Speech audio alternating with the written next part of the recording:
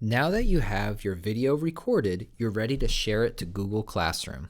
There's just a couple quick steps, and there's really two different options to do this. The first option I'm going to show you using Loom.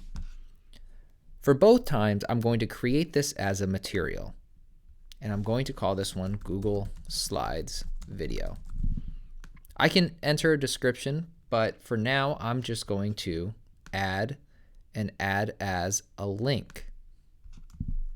I can paste that link in from right here. Copy link, go over to Google Classroom, add as a link, paste it in, add link. I'm going to change the topic over here to flipped videos, and as soon as this link finishes loading, I'm going to select post. So now when students go in here, they'll have to click out and they'll go in to the Google Slides video. It's important to note that if you had a password or made it custom access, they may not be able to view this file. So you just want to keep that in mind. The next way to do it is via Google Drive. So you can see here I took that Google Slides video, I downloaded it and dragged it into my Google Drive. So now when I go to create material, I'll say Google Slides Video, GD for Google Drive. I'm going to add it, but this time I'm going to go into my Google Drive.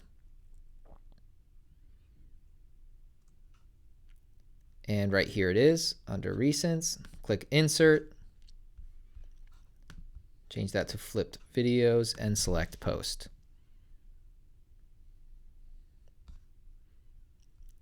The final way you can do this is through YouTube. So if you uploaded it to YouTube, you would have something that looks like this. You can click on the three dots and get shareable link, or you can just copy and paste the link if you're already there. Click on Create, Material, Google Slides Video, YouTube, and this time I'm going to select YouTube. Paste the URL in there, click search, click on add, and again, put it into flipped video folder and select post. So those are the three ways you can add your Loom video via Loom, Google Drive, or YouTube to your Google Classroom for your students to view.